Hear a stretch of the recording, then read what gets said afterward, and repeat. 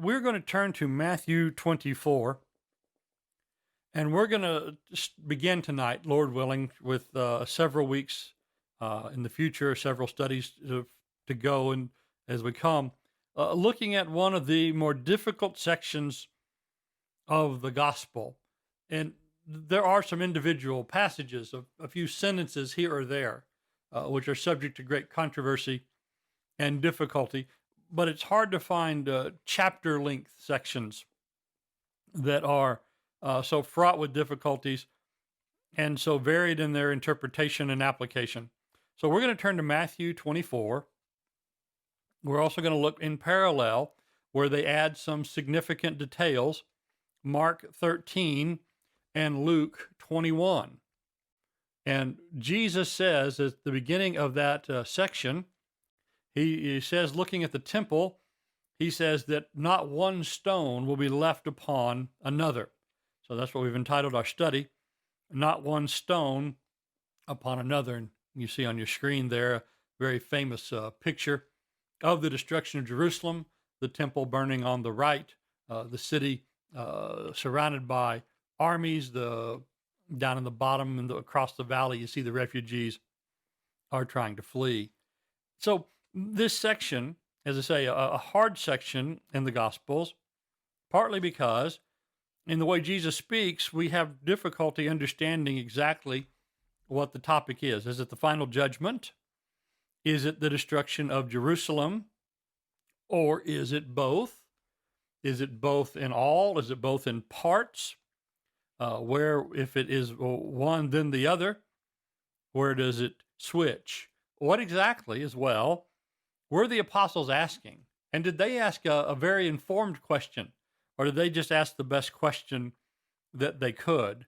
Did Jesus only answer the question that they asked? Or did Jesus go beyond their question to give them additional facts and additional knowledge?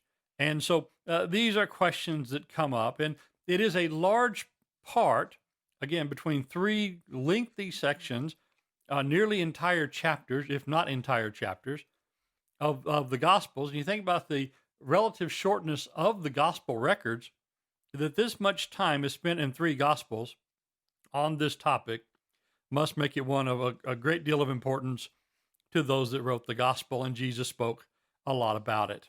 So we do have a few things that we can be very sure about that are regardless of how we end up in our interpretation and exactly what application we might make to a couple of verses. We can definitely know for sure that Jesus is speaking about judgment, that there's judgments coming, that judgment coming wouldn't surprise anybody who read the Old Testament at all or anybody who spoke about Jesus. And so certainly these are judgments, and there are lessons in every judgment. Also, heeding advice that is universal regarding any judgment, because there are some parallels, it would be helpful for us to avoid similar dangers, possibly similar condemnation. And so there will be practical advice to heed no matter what judgment we ultimately come to understand it's being talked about. Also, with study of the background and study on the knowledge of these things, we can avoid doctrines that are flagrantly false and abusive to the text. And there are some teachings out there like that. We can have assurance that as God dealt with these nations, God is dealing with nations and the world as a whole today. And so these things are sureties. I think there's a couple of things that we do want to avoid. One is the idea that this is only about and all about the end of the age or the end of the world. I think it won't be helpful to view this as only being the end of the world. For one main reason is Jesus gives both time and circumstance indications of when these judgments will come. And how many people have spent how much time, how many fruitless hours, contradictory hours, and hours that lead people away from the faith by making confident assurance about when God is going to come, and then he doesn't, and they think the whole enterprise is suspect. And so there are time and circumstance indications about this judgment coming, things I think that people in those days could have used as indicators that this was coming so they would know when to flee the city. And so looking at this as only about the end of time misses the important practical lessons that were given to the people of that time. It ignores the tremendous importance of Jerusalem, the stupendous fact, and the painful fact, as it was for those people, when God set aside the temple and its worship, and when God set aside the last vestiges of the civil society based on the law. And to ignore the pain of that, to ignore the importance of that, to ignore the practical help that came to the people who were living through that, I think that does a disservice to the text. But the other thing is, I think if we make it only about the destruction of Jerusalem through and through, and no further lessons applicable later, which is what the doctrine called realized eschatology, or sometimes called the 70 AD doctrine, which has even taken away some brethren.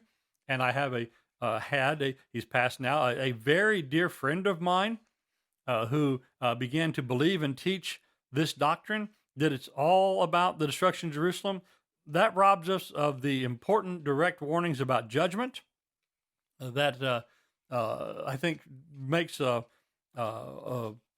really does injustice to other passages, as everything gets wrapped up in that system about the destruction of Jerusalem. It makes Jesus, if you look, because Jesus says there's something he didn't know. It makes it seem that Jesus didn't know when Jerusalem was going to be destroyed, even though he tells the disciples to look for signs of it. There's just a number of implications, poor ones, if this is all about the end of time or all about the destruction of Jerusalem. I think it will be some of both, but it's going to take discernment in order to figure out which is which. And there's some parts of these lessons, or some parts of these texts, that we may even have a good-hearted and an honest disagreement about as to where exactly we might draw these lines, and different brethren are taking different positions. So we want to turn to Matthew 24. We want to use as a helper and a parallel passage Mark 13 and Luke 21, and we want to see what Jesus says about the fact that not one stone at this place will be left upon another. And those were some pretty impressive stones. All right, so let me look real quick. All right, I was just checking to see if anybody else had joined us in the room, and they have not, so we will continue. This is a model made in Jerusalem. It's a scale model. One of the beautiful things about this model, aside from being, I think, one of the more accurate that I've seen, because of where it's sat on an overlook in Jerusalem for tourists to come look at, you actually see the surrounding behind it, and you see that if you could take the right view, you can almost picture what the view out of it would have been. But here is this beautiful temple, this glorious building, and here is in Rome the arch. That's two views of the same picture or the same place. Here is the Arch of Titus, which is erected to commemorate his victory over Jerusalem. The important thing, aside from the fact this thing actually still stands from about 75 AD, is this panel. This is a panel on that arch, and you can see very clearly in the center of it, you see 6 or 8 men carrying off a menorah. And so this is one of the things that they depicted in the art on that on Titus's victory arch. You see them carrying off the menorah, and those things that kind of look like old Hollywood movie cameras on either side of it that they're hosting on the end of long poles, most likely fire sensors, the fire pans, the things of which they would transport the burning incense from one place to another inside of the temple. And over there on the right, there's some kind of table or there's some kind of chest that is being transported. That might have been one of the altars, either the incense altar, or that might have been the table that was used for the showbread. But what you see here in this picture is 3 or 4 temple objects being carried off by the Romans, and that was recorded in about the year 75 A.D. in on a column, the statuary relief carvings on the side of that column, commemorating their victory over the Jews, and that is our clearest picture, contemporary record of what those items actually look like. And most likely, those items are carried back to Rome as part of the booty, as part of the loot, as part of the spoils of conquering Jerusalem.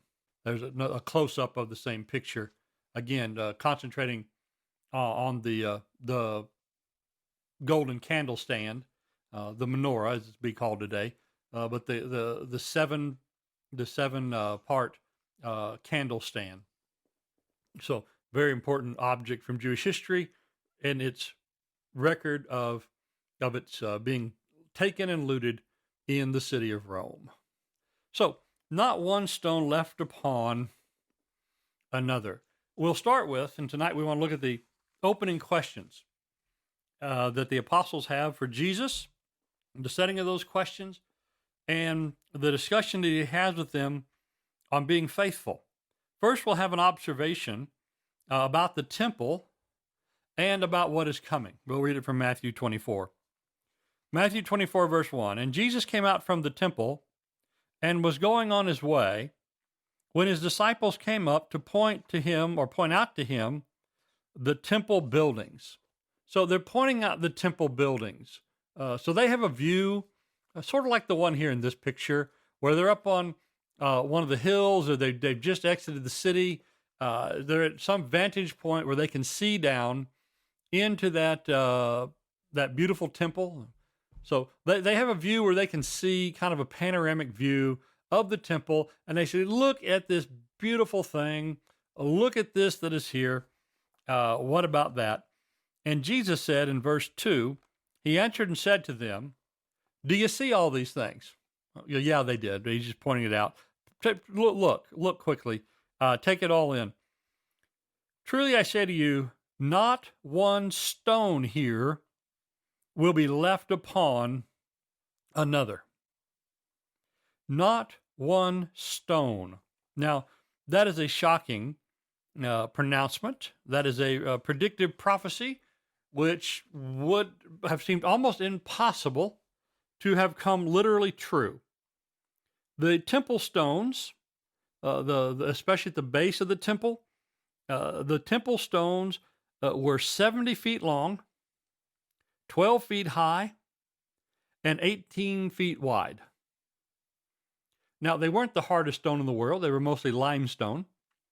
But still, stones 70 by 12 by 18. I don't care to do the math to work out the cubic volume or the tonnage of things like that. But these are substantial stones. This building, of which they are viewing, was in its final stages of completion. Herod had been working on that building, increasing the courtyards, increasing the walls, having rebuilt the outer portion of the temple.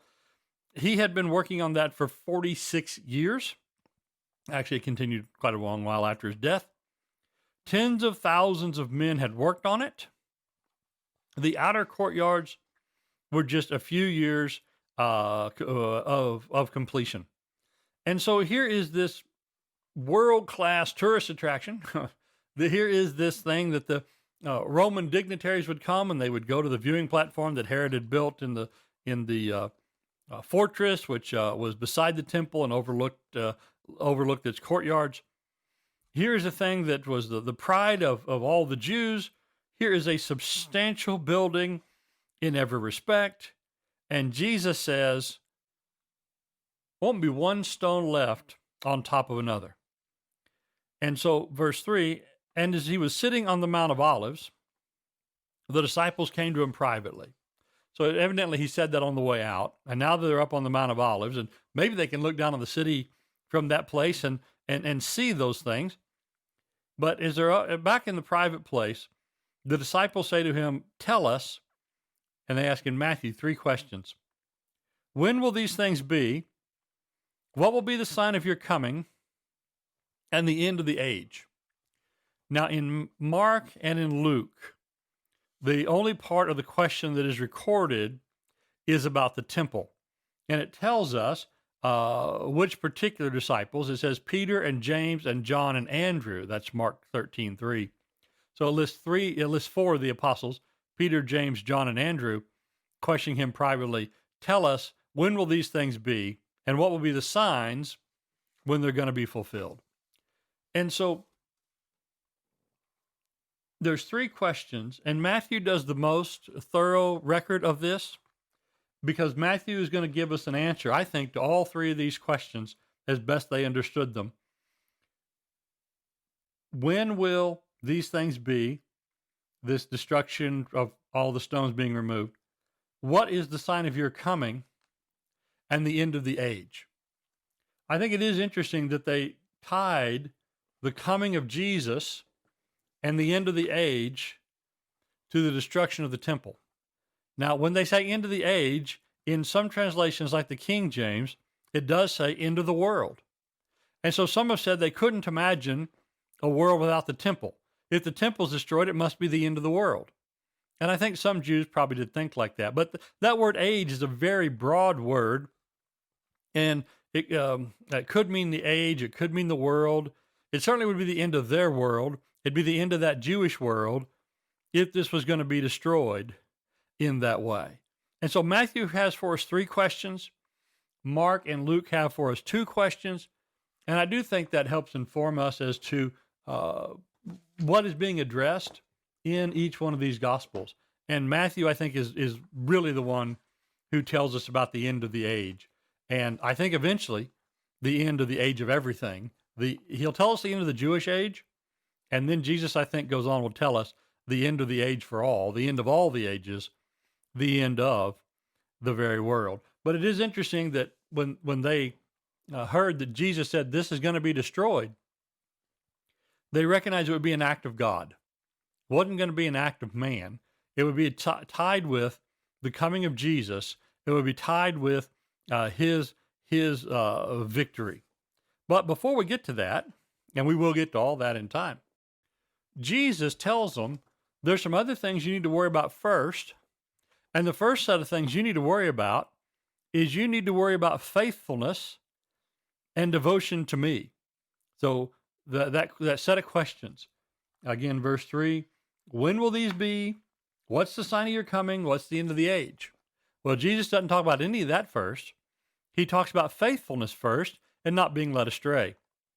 And this is paralleled for us in Mark and in Luke. We won't go read those because it doesn't really add any information. It is the same answer in the same record in all three Gospels. And so Jesus answered and said to them, Matthew 24:4, see to it that no one misleads you. For many will come in my name, saying, I am the Christ, and mislead many. Well, if you're misled by a false Christ, if you're taken from faithfulness and duty and devotion to God, does it matter what happens to his temple? Does it matter to you about the rest? No, you're sunk anyway.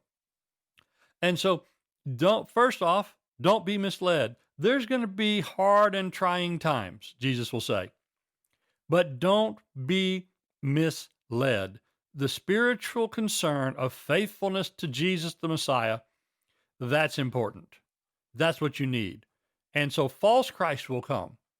We think about the few today who have come in our lifetime, quite literally saying they are the Messiah.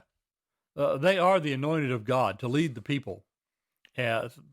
Disastrous people in my lifetime, like Jim Jones and the People's Temple, David Koresh and the Branch Davidians in Waco, and other people. And we've had a few in modern times. In ancient times, though, there were many, and with more success. People who were like Simon the Sorcerer before his conversion, people who claimed to be the great power of God. Josephus tells us that there was one fellow who led a large group into the wilderness, and he said he was going to part the Jordan River like Joshua did when he led the people into the promised land. And he led his followers out there to the river, and the Roman soldiers slaughtered them all. And there was another fella who had 30,000 followers at one point, who was telling people that he was the Christ. And so don't believe these Christs. Don't believe these ones coming saying that God has sent them to lead the people. I think that people back then were probably more susceptible to this, especially those who had not received Jesus, because there had been in those days a certain messianic expectation based on the prophecies of Daniel and based on the events going on, that God would send a leader. And if they didn't recognize Jesus as that leader, that left others to fill the void. We've had 2 millennia to get used to the idea that Jesus was that leader, that Jesus was that Messiah, that Jesus was that prophet, that very Son of God. And we still have people who get misled. And so I think back then it was this particular error was one people were more prone to fall to. And then Jesus says, you will be hearing of wars, verse 6, of wars and rumors of war. See that you're not frightened, for those things must take place, but that is not yet the end. So wars and rumors of wars, that is not the end. Now, today, how many times do people hear about wars or rumors of war, and they think, oh, that must mean it's the end? Well, actually, Jesus said that's not even the end then. So there was going to be wars and rumors of wars even before the big thing came. And so it says in Luke, I said we wouldn't go to Luke, but Luke does add this. Luke says, for these things must take place, but the end does not follow immediately. So that's not the end in Matthew, or that doesn't mean the end is immediate.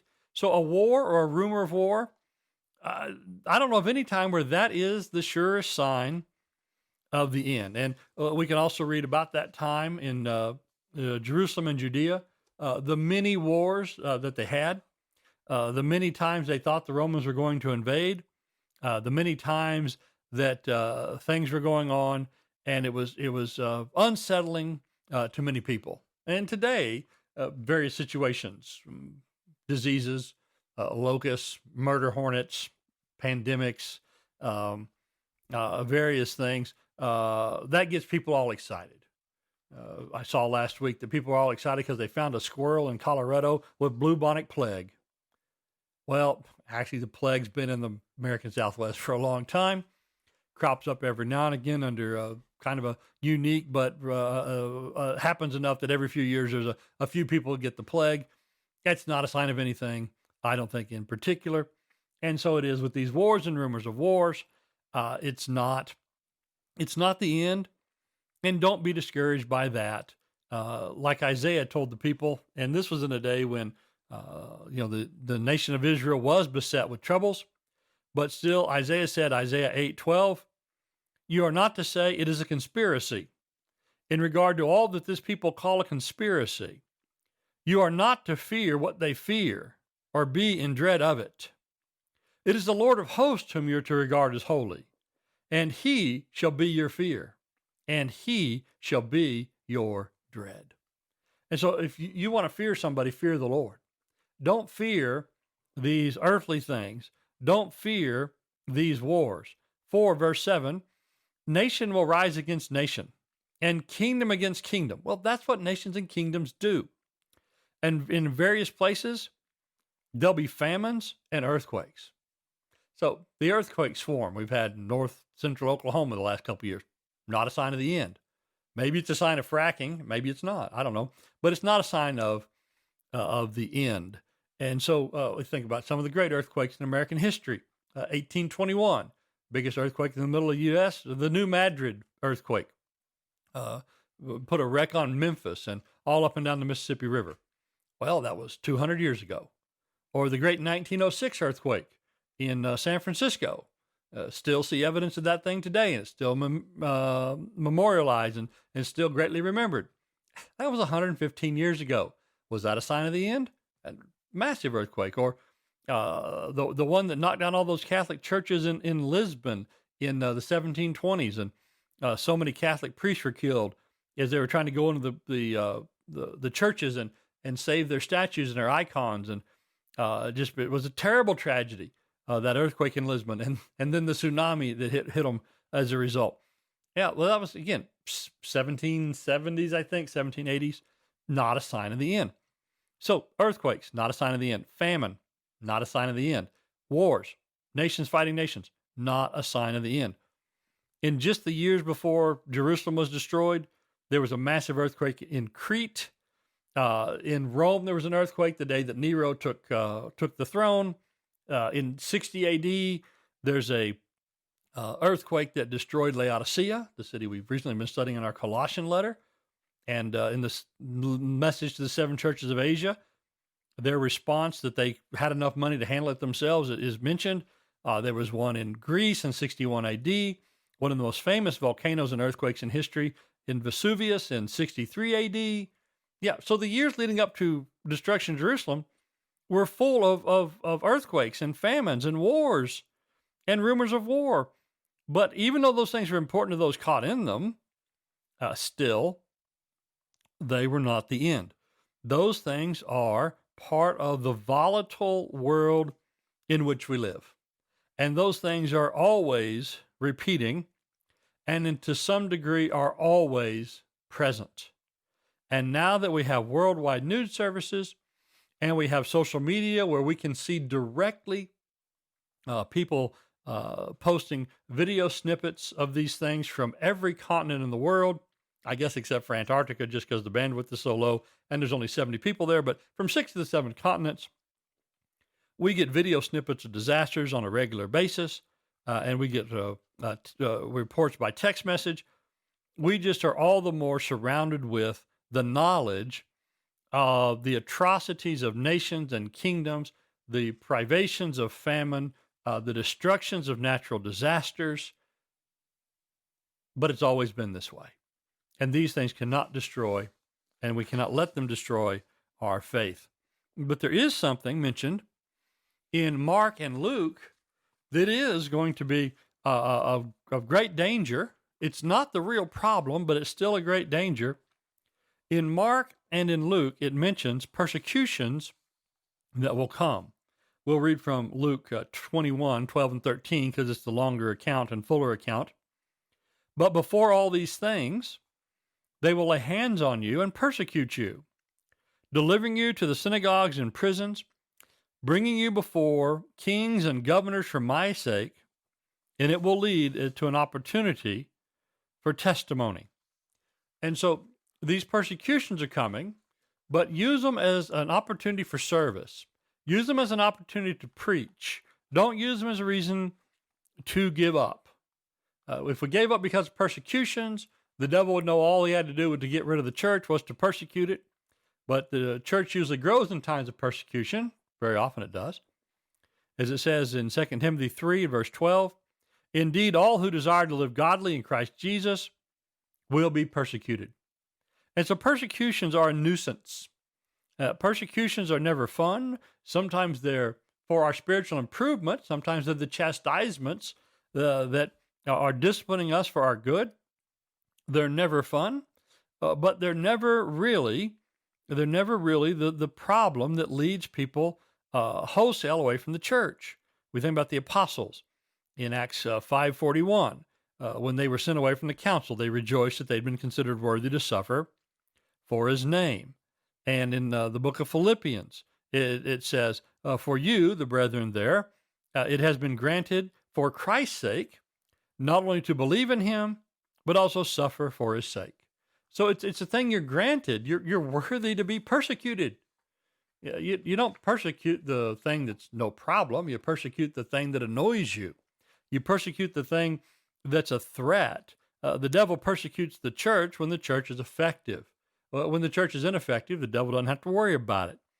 And so we find in the early days, as Jesus predicted, a lot of persecutions and being brought before kings and governors and taken from synagogues and prisons. These things would come and would be an opportunity for testimony. We see the great effect of this prediction, Philippians 4:22, where the Apostle Paul from prison says, all the saints greet you, especially those of Caesar's house. So even in Caesar's house, Christians were found. They were found there probably because Paul was kept in custody there. He was guarded by the Praetorian Guard to whom he preached.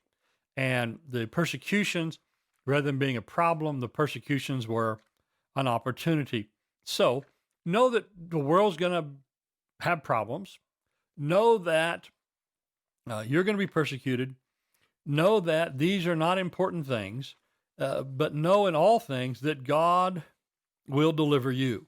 Since we're in Luke, let's just keep reading there a little bit. Luke 21, 14. So make up your minds not to prepare beforehand to defend yourself. For he will give you utterance and wisdom, which none of your opponents will be able to resist or refute. But you will be delivered up even by parents and brothers and relatives and friends, and they will put some of you to death. All right, so that doesn't sound good, but God will take care of you. God will be with you.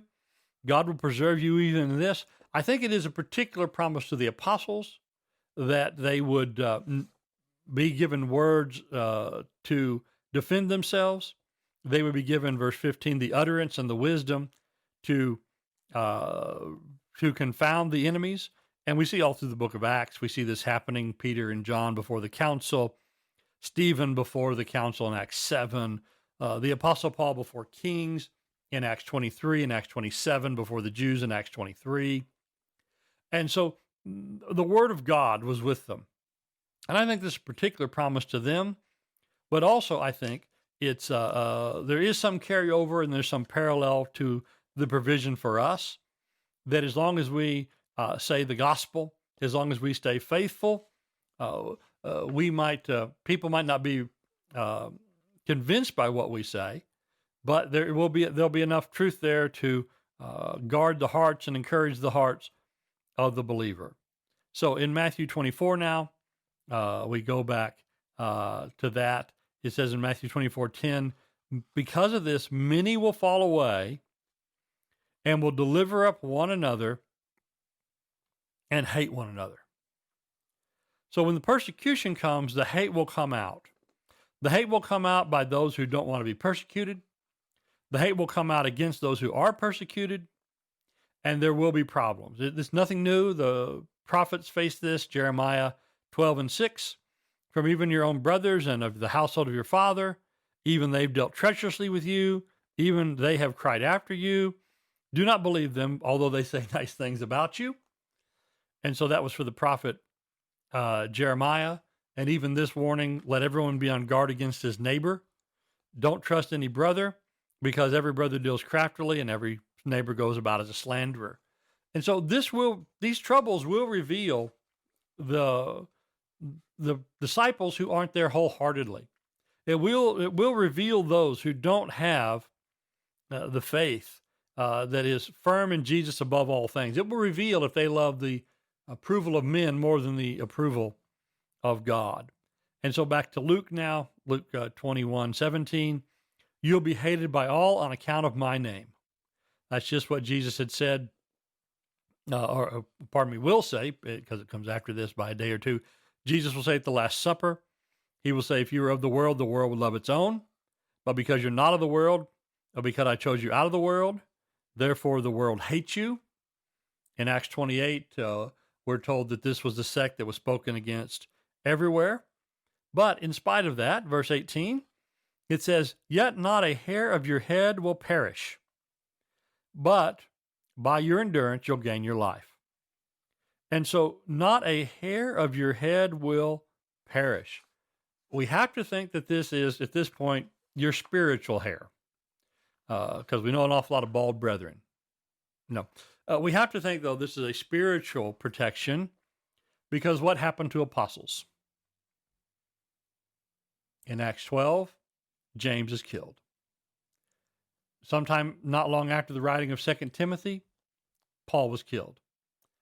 History and tradition tells us that Peter was crucified. With the exception of John, there are records or traditions of the uh, martyrdom, the death by persecution of 11 of the 12. And so Jesus' words either failed entirely, or he's not talking there about your literal hair and your literal head to which it is attached. I think that he must be talking about the spiritual preservation of these people. As we sometimes would say, after a person has suffered so long from cancer or some other physical ailment, we'll say that they had cancer for this many years, but finally today Jesus won. Or we'll talk about them now, from the perspective of this earth, they have died, but from the perspective of heaven, they are more alive than they have ever been. I think it is that kind of idea here that Jesus is promising as he tells them, by endurance, you'll gain your lives. And they've all died, and they were all faithful. The point of Christian life is never a dash or a sprint. It is at times a wearing down and a grinding and a thing to be endured. And so these men, through tribulation, receive the crown. And so I think this promise is not one of physical deliverance, because the physical things of this world are never the big problem. It is the danger of falling away. And so now as we go back to Matthew 24, and we're in verse 11 now, we'll see the danger of religious error, the danger of a lack of faith, the danger in these hard times and troublesome times of not enduring. Verse 11, many false prophets will arise and mislead many. Well, we just read from Luke a while ago about the false Christ. So we got the false prophets who come and they mislead many.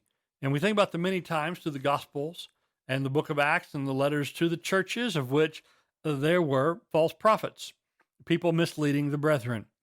Paul faced them in Antioch, at Corinth, at Galatia, at Colossae, at Thessalonica.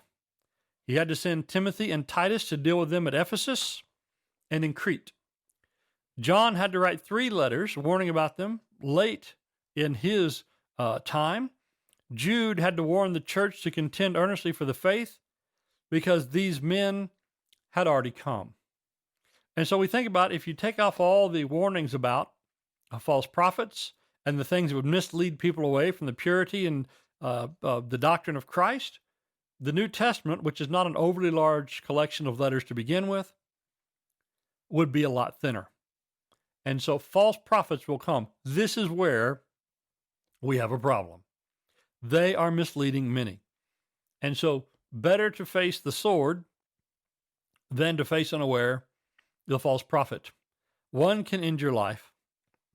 The other can affect your eternity. So verse 12, because lawlessness is increased, many people's love will grow cold. We just studied Wednesday night from 2 Peter that we want to diligently add to our faith the Christian virtues, ending in brotherly kindness and love. Well, here's people's love has grown cold. Instead of fervently loving one another from the heart, as Peter would tell folks, instead of having faith, hope, and love continue, love goes away.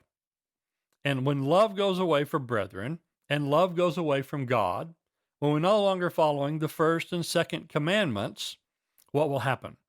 2 Timothy 2:10 comes the deception of wickedness for those who don't love the truth so as to be saved, that God would send upon them a deluding influence, that they might believe what is false, in order that they may be judged who did not believe the truth, but took pleasure in wickedness.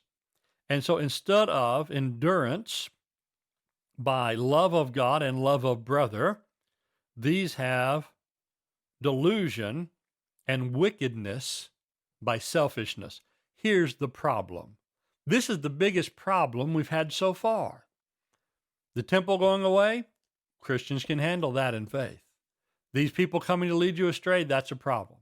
The persecution's coming, Jesus said, don't worry about it, because God will give you the answer. But this, worry about, that many people's love will grow cold, we can almost see him pausing to look at the four apostles who come to ask him and say, and what about y'all? Make sure you don't.